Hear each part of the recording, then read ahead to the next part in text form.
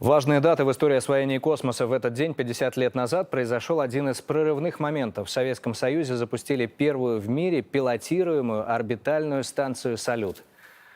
Новый тип космического аппарата сделал возможным длительные полеты и изменил представление о комфорте для космонавтов на орбите. Петр Дерягин о малоизвестных деталях и масштабном значении этого запуска. Ключ на старт. Есть ключ на старт. Есть старт. Нам космос словно дом родной. Ровно 50 лет назад у человечества появился не просто тесный корабль на орбите, огромная станция со всеми удобствами, научным оборудованием и возможностью длительных полетов. Название словно приветствие звездам – «Салют».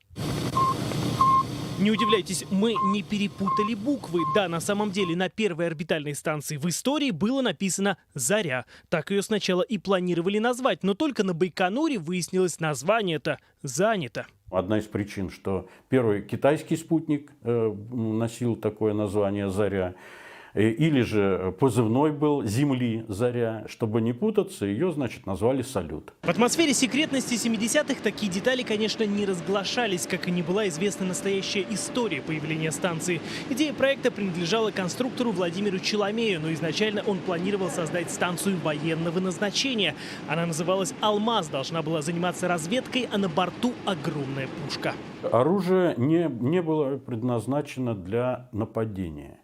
Дело в том, что форпост – это, значит, наблюдательный пункт, где постоянно дежурят космонавты и ведут разведку.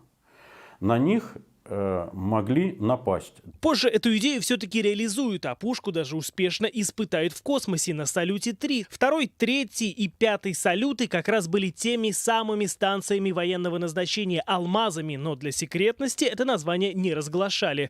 В самом же первом «Салюте» от идеи Челомея остались только корпуса. После полета американцев на Луну ответ СССР должен был быть быстрым и впечатляющим. Решено было использовать корпуса, изготовленные на заводе имени Хруничева, и начинить их оборудованием кораблей «Союз» КБ «Королева».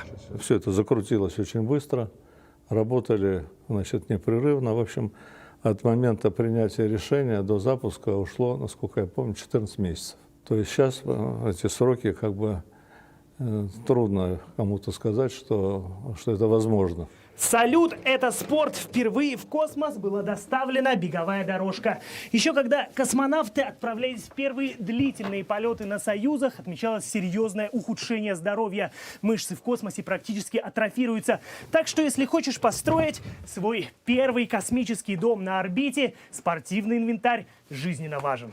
Космонавт Александр Александров работал на запуске еще первого «Салюта». Какое оборудование нужно в космосе, а какое нет. На все это ушли годы опыта. Пробы, ошибки, опасные ситуации в негостеприимном пространстве. Были случаи, когда, например, экипаж докладывает запах дыма. Мы не понимаем, в чем дело, но дым идет из-под доски приборной. Что делать? Мы даем команду, прежде всего, все отключить, как обычно, вывернуть пробки. Вот так приходилось бороться. Отключали какую-то научную аппаратуру, если она была не готова. На «Салют-7» Александров уже отправится сам. Станция станет по-настоящему долговременной экспедицией. По 200 суток, система фильтрации воды, выработки кислорода, возможность принимать грузовые корабли. Позже модуль, который сначала назывался «Салют-8», станет базовым блоком станции «Мир». Петр Дерягин, Надежда Каширская, Павел Романов, Евгений Теренов, Николай Малашенко, Дмитрий Жгентий. Первый канал.